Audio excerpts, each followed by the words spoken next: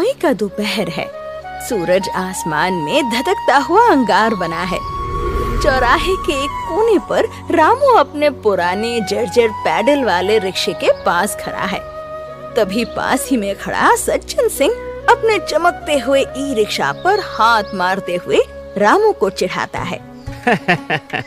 अरे रामू भाई, क्यों इस धूप में अपनी हड्डियां गला रहे हो? कोई नहीं आएगा तुम्हारे रिक्शा पर।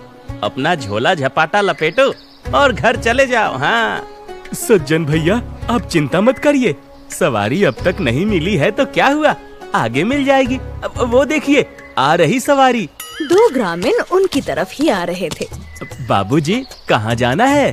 स्टेशन जाना है भैया। आइए बैठिए, मैं स्टेशन छोड़ दूंगा। अरे नहीं भाई, इतनी गर्मी में कौन तुम्हारे धीरे चलने वाले रिक्शे पर बैठेगा। सज्जन के रिक्शे में हवा भी लगती है और जल्दी भी पहुंच जाते हैं। अरे बैठिए भैया, फट से चलेंगे। दोनों ग्रामीण सज्जन सिंह के ई रिक्शे पर बैठ जाते हैं और सज्जन सिंह हॉर्न बजाते हुए तेजी से वहाँ से निकल जाता है। तभी एक विदेशी पर्यटक वहाँ आते हैं। हेलो भैया, पास में कोई अच्छा रहने का प्लेस है क्या? अच्छा कोई रूम मिल जाएगा? जी साहब, बिल्कुल, बैठिए। मार्क बैग रखते हुए रिक्शे पर बैठ गया और रामू अपनी पूरी ताकत लगाकर पैडल मारना शुरू करता है। ओह, बहुत बहुत शुक्रिया। Very hot. इंडिया में सन बहुत डेंजरस है। हाँ साहब, मई का महीना है ना, इसलिए आसमान से आग बरस रही है। वैसे साहब, आप पहली बार हमारे गांव आए हैं? हाँ, फर्स्ट टाइम। यहाँ से होटल कितना दूर है? नहीं साहब, पास में ही है। मैं आपको छोटे रास्तों से ले चलूंगा, जहाँ थोड़े पेड़ पौधे और छांव भी मिले। आपको तकलीफ नहीं होने दूंगा। अच्छा, वैसे तुम अच्छा आदमी लगता है। तुम्हारा नाम क्या है? मेरा नाम रामू है। रामू रिक्शे को होटल के आलीशान गेट के सामने रोकता है और मार्क अपना भारी बैग उठाकर उतरता है। Thank you Ramu. ओके, ये लो तुम्हारा पैसा। रामू पैसे संभालकर अपनी जेब में रख लेता है। कुछ घंटे बाद रामू एक दुकान के पास रुककर घर के लिए राशन खरीदता है। जब वो सामान रिक्शे के पीछे रखने के लिए मुड़ता है तो उसकी नजर सीट के कोने में दबे उस काले कैमरे पे पड़ती है। अरे, ये तो साहब का कैमरा है। हे भगवान, साहब तो इसके बिना बहुत परेशान होंगे। रामू अपना सामान वहीं छोड़ जल्दी से रिक्शा होटल की तरफ दौड़ाने लगता है। दूसरी तरफ कैमरा खो जाने से परेशान मार्क ने पूरा होटल सिर पे उठा रखा था। मेरा पूरा ट्रिप का फोटो उस कैमरे में है। Please check the CCTV. Sir शांत रहिए, हम देख रहे हैं। प्लीज उस आदमी को ढूंढो। मेरा कैमरा 5 लाख का है। तभी बाहर शोर सुनाई देता है। साहब, ओ साहब, कैमरा! अरे आपका कैमरा! मार्क और मैनेजर दौड़कर बाहर आते हैं। हे यू, तुम अभी तक गया नहीं? साहब, मैं घर चला गया था, पर जैसे ही ये कैमरा देखा भागता हुआ आया। डर था कि कहीं कोई और ना उठा ले। ये महंगा लगता है। रामू, तुम ये जानता था कि कैमरा महंगा है, फिर भी ले आए? साहब, किसी दूसरे की चीज पर हक जताना हमारे संस्कार नहीं सिखाते। तुम्हारी इस ईमानदारी के लिए मैं तुमको कुछ देना चाहता हूँ। नहीं नहीं साहब, हमें कुछ नहीं चाहिए। तुम कल सुबह मुझे यहीं आकर मिलना, और हाँ, अपना रिक्शा भी ले आना। मार्क ने होटल के मैनेजर से गुजारिश करके पार्किंग का एक कोना इस्तेमाल करने की इजाजत ले ली और अगली सुबह रामू अपना रिक्शा लिए होटल पहुंचा। रामू, मैं तुम्हारे इस रिक्शे को सुपर कूल बनाऊंगा। क्या? वो कैसे? बस देखते जाओ इस इंजीनियर का कमाल। उसने रामू के रिक्शे की छत पर खसकी घास की एक मोटी परत बिछा दी। फिर उसने रिक्शे के पहियों के पास एक छोटा वाटर पंप और कंप्रेसर फिट कर दिया और उन्हें एक छोटी पानी की टंकी से जोड़ दिया। साहब, ये सब तार और पाइप किस लिए? इससे रिक्शा भारी तो नहीं हो जाएगा? No Ramu, just wait and watch. Ramu किसी नौसिखिए बच्चे की तरह मार्क के काम करने के तरीके को देखता रहा। और पैडल मारो रामू। जैसे ही रामू पैडल मारता है, पहियों की रफ्तार के साथ पंप सक्रिय हो जाता है। टंकी से पानी पाइपों के जरिए ऊपर जाता है और उस खस की घास पर फुहार छोड़ने लगता है। अरे अरे ये तो एसी जैसी ठंडी हवा दे रहा है साहब, बिना बिजली के। यस रामू, ये नेचुरल एयर कंडीशन है। साहब, मैं आपका धन्यवाद किन शब्दों में करूं। मैं बता नहीं सकता कि मैं आज कितना खुश हूँ। रामू, थैंक यू मत बोलो। तुमने कल मेरा इतना कीमती कैमरा लौटाया। बस ये छोटा सा गिफ्ट उसके सामने कुछ भी नहीं है। अच्छे से काम करो। Good luck. सज्जन सिंह अपने ई रिक्शे की सीट पर बैठा पसीने से तरबतर होकर ग्राहकों का इंतजार कर रहा था। तभी उसे दूर से रामू आता हुआ दिखाई देता है। इका, रामू का रिक्शा आज कुछ बदला बदला सा काहे लग रहा है। अरे ओ रामू, ये क्या तमाशा बना रखा है? रिक्शे पर खेती कर रहा है क्या? जैसे ही रिक्शा रुकता है, उसमें से उठने वाली ठंडी हवा का एक झोंका सज्जन सिंह के चेहरे से टकराता है। ये क्या है? इतनी ठंडी हवा कहाँ से आ रही है? अरे इनाम है सज्जन भैया। एक विदेशी साहब ने हमारे पैडल की ताकत को इस मशीन से जोड़ दिया है। अब जितना तेज पैडल चलेगा उतनी ठंडी हवा मिलेगी। तभी एक महिला उनकी तरफ आती है। खस की भीनी महक और ठंडी हवा उसे सुकून देती है। अरे वाह रामू भैया, ये क्या है? तुम्हारे रिक्शे के पास आते ही ऐसा लगा जैसे किसी बगीचे की छांव में आ चुकी हूँ। अब बैठिए बहन जी, अब आपको धूप नहीं लगेगी। अरे दीदी, ये अब भी वही पुराना कबाड़ा है। रामू पैडल मार के ले जाएगा, आपका टाइम खराब होगा। कोई बात नहीं, टाइम लगता है तो लगे। इस तंदूर जैसे ही रिक्शे में बैठने से तो अच्छा है कि मैं रामू के छांव में सुकून से बैठूं। चलो रामू भैया। रामू जैसे ही पैडल मारता है, पहियों की रफ्तार के साथ स्प्रे चालू हो जाता है। अरे वाह भैया, मैंने ऐसा रिक्शा अपनी पूरी जिंदगी में नहीं देखा है। स्टैंड पर यात्रियों की भारी भीड़ थी। सज्जन सिंह अपने ई रिक्शे के पास खड़ा जोर जोर से चिल्ला रहा था। आइए आइए, स्टेशन बस स्टैंड कचहरी, चलिए चलिए सवारी, तुरंत निकल रही है गाड़ी। अरे छोड़ो भाई, तुम्हारी ई रिक्शे की सीट जल रही है और ऊपर से गर्म हवा आती है। यात्री तेजी से रामू की तरफ बढ़ता है। देखते ही देखते 4-5 और लोग रामू के रिक्शे को घेर लेते हैं। रामू भैया, पहले हमको बाजार छोड़ दो। नहीं, 5 मिनट की ही तो बात है, हम इंतजार कर लेंगे। नहीं भैया, पहले मुझे ले चलो, मैं तो ज्यादा पैसे भी दे दूंगा। हाँ, हाथ जोड़कर माफी चाहता हूँ बाबूजी, पर मैं लाइन से ही सबको ले जाऊंगा। अब आप लोग बस 2 मिनट रुकिए। अरे इसको छोड़िए, साथ चलिए, हम ही छोड़ देंगे आपको। नहीं नहीं, 5 मिनट की ही तो बात है, हम इंतजार कर लेंगे। और सज्जन सिंह वहाँ हक्का बक्का खड़ा देखता रह गया। कल तक जो भूख से मर रहा था, आज उसकी इतनी पूछ हैं? ये सब उस विदेशी की वजह से हुआ है। ये घास फूस का खेल ज्यादा दिन नहीं चलेगा। एक रात सज्जन सिंह हाथ में तेल का डब्बा और आरी लेकर रामू के घर के बाहर पहुंचता है। बहुत ठंडी हवा खिला रहा है ना सबको। शहर भर की सवारी तेरी मुट्ठी में है और मेरा नया ई रिक्शा स्टैंड पर खड़ा खड़ा जंग खा रहा है। आज तो तेरा ये घास फूस का महल ही उजाड़ दूंगा। न रहेगा ये रिक्शा, न आएगी सवारी। सज्जन सिंह अपनी आरी म्यान से निकालता है और जैसे ही वो रिक्शे की छत को काटने के लिए अपना हाथ आगे बढ़ाता है, तभी अचानक एक कान फाड़ देने वाली सायरन और तेज बीप बीप की आवाज गूंज उठती है। अरे ये क्या बला है? सायरन की आवाज से सज्जन बुरी तरह से घबरा गया और उसके हाथ से तेल का डब्बा छूटकर फैल गया। भागने की कोशिश में वो उसी तेल पर फिसलकर धड़ाम से गिर गया। शोर सुन लोग अपने घरों से लाइट जलाकर बाहर निकलने लगे। कौन है वहाँ? अरे ये तो सज्जन है।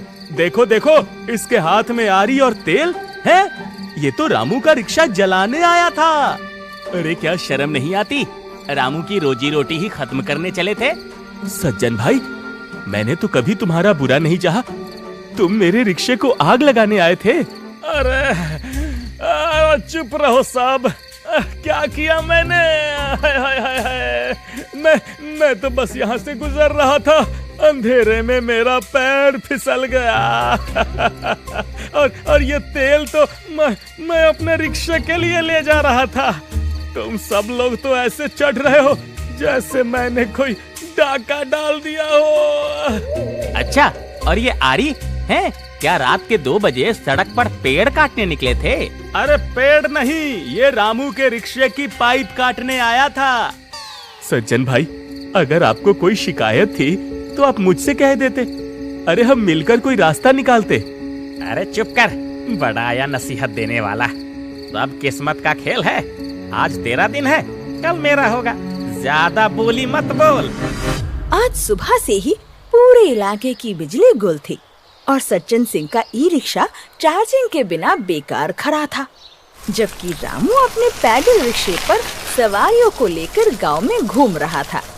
अस्पताल के गेट पर सवारी उतारने के बाद रामू अपना रिक्शा खड़ा कर अंदर दाखिल होता है, जहां अस्पताल का बड़ा जनरेटर चालू करने की कोशिश की जा रही थी। अरे ये जनरेटर को क्या हुआ? मैकेनिक को बुलाओ जल्दी। सर, जनरेटर का अल्टरनेटर जल गया है। मैकेनिक कह रहा है इसे ठीक करने के लिए शहर से सामान मंगाना पड़ेगा, जिसमें पूरा दिन लग जाएगा। सर, पूरा दिन? अंदर स्टोर रूम में कीमती दवाइयां और इंजेक्शन रखे हैं। अगर इन्हें 1-2 घंटे के भीतर ठंडक नहीं मिली तो लाखों का नुकसान होगा और मरीजों के लिए जरूरी दवाइयां खराब हो जाएंगी। डॉक्टर साहब, क्या बात है? सब इतने परेशान क्यों हैं? रामू, बिजली कट गई है और जनरेटर भी खराब है। दवाइयां गर्मी से खराब हो रही हैं। अगर ठंडक नहीं मिली तो बहुत नुकसान हो जाएगा। डॉक्टर साहब, मेरे रिक्शे के अंदर एकदम एसी जैसी ठंडक है। अगर हम उन दवाइयों के बॉक्स मेरे रिक्शे की सीट पर रख दें और मैं रिक्शा चलाता रहूं तो शायद काम बन जाए। क्या सच में?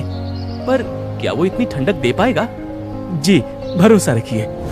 रामू तुरंत भागकर अपना रिक्शा अस्पताल के कमरे के पास ले गया और उसने फुर्ती से रिक्शे को डबल स्टैंड पर खड़ा कर दिया। डॉक्टर साहब, जल्दी से बॉक्स मेरे रिक्शे में रख दीजिए। डॉक्टर वर्मा और वार्ड बॉय ने बिना समय गवाए वैक्सीन के कीमती बक्से को रिक्शे की पिछली सीट पर लोड कर दिया। रामू, तुम तैयार हो? जी डॉक्टर साहब, मैं शुरू कर रहा हूँ। रामू ने पैडल पर पूरी ताकत झोंक दी। जैसे ही उसने पैडल मारना शुरू किया, हवा में उठा पिछला पहिया तेजी से घूमने लगा। अब दवाइयों को कुछ नहीं होगा साहब। आसपास खड़े सभी लोग रामू की प्रशंसा कर रहे थे। सर देखिए, टीकों के बॉक्स पर जमी ओस की बूंदें बता रही हैं कि अंदर का माहौल एकदम ठंडा हो चुका है। अब दवाइयों को कुछ नहीं होगा। रामू, अंदर तो एकदम बर्फीली हवा चल रही है। तुम्हारी इस मशीन ने तो कमाल कर दिया। करीब 1 घंटा बीत गया। रामू के पैरों की मांसपेशियां अब जवाब देने लगी थी। तभी भीड़ में खड़ा बंसी, जो कि रामू का जिगरी दोस्त है, आगे बढ़ा। हटो रामू, अब तुम आराम करो, बाकी का काम हम करेंगे।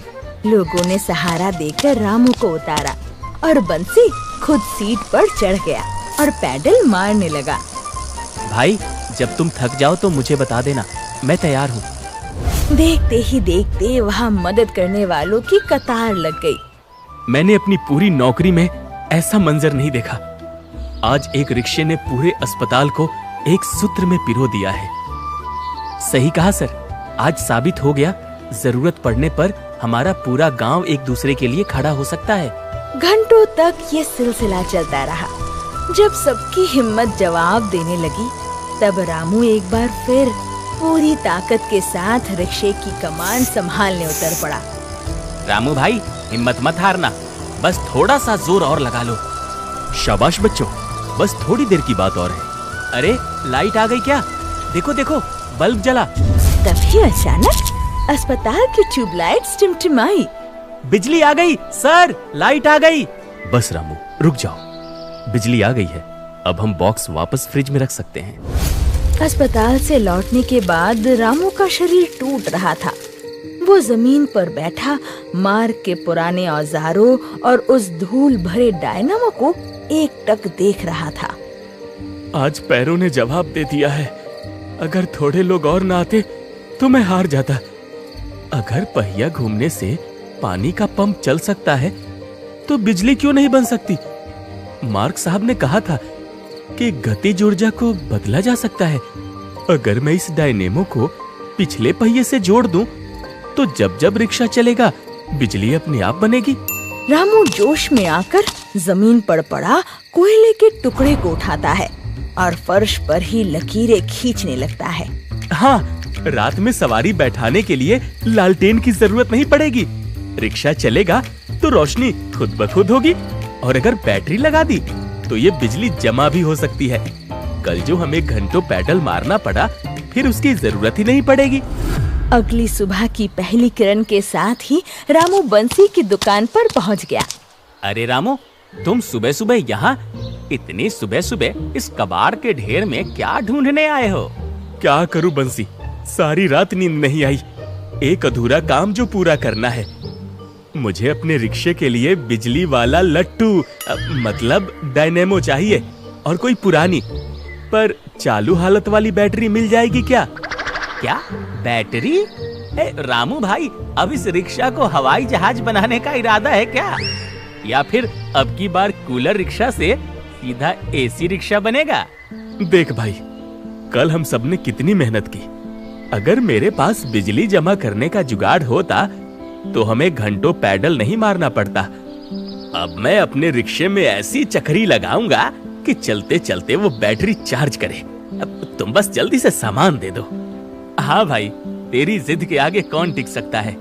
वो कोने में देख, उस टूटे हुए टेम्पो की एक बैटरी पड़ी है, और पुरानी साइकिल वाले डिब्बे में शायद वो लट्टू भी मिल जाए। पर रामू, ये सब जुड़ेगा कैसे? पहेली मुश्किल है पर नामुमकिन नहीं। अब मैंने मार्क साहब की तकनीक को समझ लिया है। पहिए की रफ्तार में ही मशीन की जान है। बस थोड़ा फेर बदल और पक्की कोशिश चाहिए। एक दो बार गिरकर ही सही, पर मैं इसे मुमकिन कर दूंगा। दोपहर की चिलचिलाती धूप में रामू पसीने से तरबतर था। उसने 3 बार डायनेमो फिट किया, फिर तार जोड़े, पर हर बार या तो चिंगारी निकलती या पहिया जाम हो जाता। वो दुखी होकर जमीन पर बैठ गया। तभी उसका दोस्त बंसी वहाँ आया। रामू भाई, क्या हुआ? अरे कुछ भी तो नहीं हो रहा बंसी, हिम्मत मत हार। देख, तू मेहनत तो पूरी कर रहा है ना, पर शायद ये बिजली का गणित कुछ और ही कह रहा है। आजकल तो लोग मोबाइल में देखकर खाना बना लेते हैं। तू अपना ये रिक्शा ठीक नहीं कर पाएगा क्या? मोबाइल में? हाँ भाई, अब मोबाइल सिर्फ बात करने की चीज नहीं है, इसमें पूरी दुनिया का ज्ञान है। रुक, मैं बताता हूँ। रामू की आंखें बंसी के फोन की स्क्रीन पर जम गई। उसे समझ आया कि वो तार गलत जोड़ रहा था। घंटों की मशक्कत के बाद उसने एक नया सर्किट तैयार कर लिया। हो गया, मैंने कर दिखाया। ये हो गया बंसी। बंसी मेरे भाई, तुम्हारा बहुत बहुत शुक्रिया। रामू रिक्शे पर बैठा और पैडल मारने लगा। अरे देख बंसी, ये काम कर रही है। अरे वाह मेरे भाई, लेकिन मेरे तो कुछ समझ नहीं आया। हुआ क्या? रामू ने पैडल मारना बंद कर दिया। जब भी मैं सड़क पर पैडल मारूंगा तो ये लट्टू मतलब ये डायनेमो पहिए के साथ साथ नाचेगा। ये लट्टू मेरे पैडल की ताकत को बिजली में बदल देगा और इस बैटरी में भरता जाएगा। यानी जब जब मेरा रिक्शा चलेगा तो मेरी मेहनत बर्बाद नहीं होगी, वो बिजली बनकर इस बैटरी में जमा होती रहेगी। और फिर जब कभी मैं थक जाऊं तब मुझे हांफते हुए ये रिक्शा चलाने की जरूरत नहीं पड़ेगी। बस एक बटन दबाऊंगा और ये बिजली खुद ब खुद मोटर घुमाएगी और मेरा रिक्शा बिना पैडल मारे चलने लगेगा। जैसे ही रामू ने पैडल पर लगा एक छोटा सा बटन दबाया, अचानक बिना किसी आवाज के पिछला पहिया अपने आप घूमने लगा और रिक्शा तेजी से आगे बढ़ गया। रामू के पैर अब पैडल पर स्थिर थे, लेकिन रिक्शा रफ्तार पकड़ रहा था। वाह रामू भाई, तुमने तो ई रिक्शा बना दिया, 2 in 1 वाला रिक्शा। उस दिन गांव की सड़कों ने एक अनोखा नजारा देखा। एक ऐसा रिक्शा जो न पूरी तरह से बिजली का था, न पूरी तरह इंसान का। ये बात सज्जन सिंह के कानों तक पड़ी तो उसने कहा, तुमने सुना, रामू का रिक्शा ई रिक्शा बन गया है। हाँ, बड़का इंजीनियर आए हैं ना गांव में। ढेला भर का बुद्धि नहीं है, और चले हैं गाड़ी बनाने। अरे जिसको बैठना है बैठे उसके कबाड़ा पर, हम तो मुंह भी नहीं देखेंगे उसका। गांव में पिछले 2 दिनों से बिजली गुल थी। चौराहे पर बने सरकारी चार्जिंग स्टेशन पर सन्नाटा पसरा था। दर्जनों ई रिक्शा लाइन में खड़े थे, लेकिन बिजली ना होने के कारण उनकी बैटरियां दम तोड़ चुकी थी। धत तेरे की, 2 घंटे से खड़ा हूँ, अगर बिजली नहीं आई तो कमाई कैसे होगा। ये गांव की बिजली कभी भी धोखा दे देती है। अरे भाई, ई रिक्शा का यही तो लफड़ा है, बिजली है तो राजा, नहीं तो मिट्टी का ढांचा। इस मामले में रामू का बढ़िया है, रिक्शा भी है और ई रिक्शा भी। बिजली नहीं है तो पैर मार लेगा। तभी दूर से घंटी की आवाज सुनाई देती है। रामू का रिक्शा पूरी रफ्तार में वहाँ पहुँचता है। अरे ये रामू का रिक्शा इतना तेज कैसे चल रहा है? रामू, ओ रामू, तेरी बैटरी डिस्चार्ज नहीं हुई क्या? गांव की तो बिजली कटी पड़ी है। भैया, मेरा रिक्शा बिजली का इंतजार नहीं करता, ये तो अपनी बिजली खुद साथ लेकर चलता है। रामू की बात सुनकर कतार में खड़े सारे ड्राइवर और आसपास के लोग उसे घेर लेते हैं। रामू उन्हें कुछ समझा रहा था। वही सज्जन सिंह दूर से रिक्शे के पहिए और उस चमकते हुए डायनामो की ओर गौर से देख रहा था। तो इस तरह बिना बिजली के भी ये रिक्शा चार्ज हो जाता है। इसका मतलब पैडल मारो और बिजली बनाओ। वाह यार रामू, हम यहाँ हाथ पर हाथ धरे बैठे हैं और तुम बढ़िया कमाई कर रहे। भाई, क्या मेरा रिक्शा भी ऐसा बन सकता है? सबकी बात सुन सज्जन सिंह दौड़कर रामू के पास आता है। रामू भाई से मेरी जान पहचान है, तो पहले वो मेरा काम करेंगे। लेकिन कल तो तुम कुछ और कह रहे थे सज्जन भैया। अब ये कुछ भी बोलता है। तुम पैसे ले लेना रामू भाई, पर काम कर देना। सज्जन सिंह की बात सुनकर वहाँ खड़े सभी ड्राइवरों ने ठहाका लगाया। अरे छोड़ो सज्जन भैया, रामू अब सिर्फ तुम्हारा भाई नहीं रहा, ये तो हमारे गांव का देसी वैज्ञानिक बन गया है। हाँ, ठीक बात है रामू भाई, तुमने सिर्फ रिक्शा नहीं बनाया, तुमने तो हम सबकी उम्मीद जगा दी जो बिजली के भरोसे बैठे थे। ये तो बस एक छोटी सी कोशिश थी भैया। बंसी की दुकान अब एक कारखाने जैसी लग रही थी, जहाँ कुछ रिक्शों पर डायनामो सज चुके थे और बाकियों पर काम जारी था। अरे वाह रामू भाई, ये तो सच में कमाल कर दिया तुमने। हाँ सही बात है। चलो चलो सज्जन भैया, तुम्हारा हो गया ना, अब मेरी बारी। आइए भैया। जिस रामू को कल तक लोग मामूली समझते थे, आज वही सबकी उम्मीद बन गया था। बंसी और रामू की ये छोटी सी दुकान अब सिर्फ मरम्मत का अड्डा नहीं, बल्कि आत्मनिर्भर भारत की एक जीती जागती मिसाल बन चुकी थी।